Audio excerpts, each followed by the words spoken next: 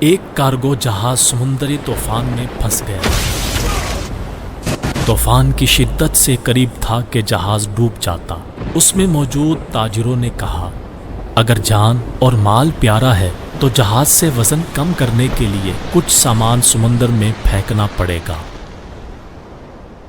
تاجروں نے آپس میں مشورہ کر کے طے کیا کہ سب سے زیادہ سامان جس تاجر کا ہے وہ پھینک دیتے ہیں تاکہ ایک ہی بندے کا نقصان ہوگا۔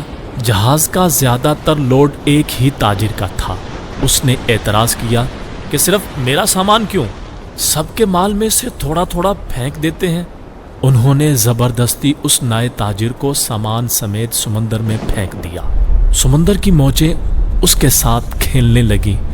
اسے اپنی ہلاکت کا یقین ہو گیا اور وہ خوف کی وجہ سے بے ہوش ہو گیا۔ جب ہوش آیا تو کیا دیکھتا ہے کہ لہروں نے اسے ساحل پر پھینک دیا ہے، اور اس ساحل پر نہ تو کوئی انسان ہے نہ ہی مکان۔ جان بچنے پر اس نے رب کا شکر ادا کیا، اپنی سانسیں بحال کی اور وہاں پڑی لکڑیوں کو جمع کر کے سر چھپانے کے لیے ایک جھونپڑی سی بنائی۔ اگلے روز اسے کچھ خرگوش بھی نظر آئے۔ ان کا شکار کر کے گزر بسر کرتا رہا۔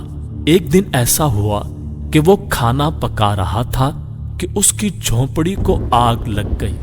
اس نے بہت کوشش کی مگر آگ پر قابو نہ پا سکا۔ اس نے زور زور سے رونا شروع کر دیا اور کہنے لگا، اب میں کیا کروں؟ یہ شکوہ کر کے وہ خالی پیٹ سو گیا۔ صبح جاگا تو عجیب منظر تھا۔ دیکھا کہ ایک کشتی ساحل پر لگی ہے اور وہ لوگ اسے لینے آئے ہیں۔ اس نے کشتی والوں سے پوچھا کہ تمہیں میرے بارے میں کیسے پتا چلا؟ انہوں نے جو جواب دیا اس سے تاجر حیران رہ گیا۔ کشتی والوں نے کہا کہ ہمیں پتا تھا کہ یہ ساحل غیر آباد ہے، لیکن دور سے دھواں اٹھتا ہوا نظر آیا تو سمجھے شاید کوئی یہاں پھنسا ہوا ہے جسے بچانا چاہیے، اس لیے ہم تمہارے پاس آئے۔ پھر تاجر نے اپنا پورا قصہ سنایا تو ملاحوں نے یہ کہہ کر اسے مزید حیران کر دیا، جس جہاز سے تمہیں سمندر میں پھینکا گیا تھا وہ آگے چل کر غرق ہو گیا۔ یہ سن کر تاجر سجدے میں گر گیا، رب کا شکر ادا کرنے لگا اور کہا کہ پاک ہے وہ ذات جس نے مجھے بچانے کے لیے تاجروں کے ہاتھوں سمندر میں پھینک دیا۔ بے شک اللہ پاک اپنے بندوں کے بارے میں زیادہ جاننے والا ہے۔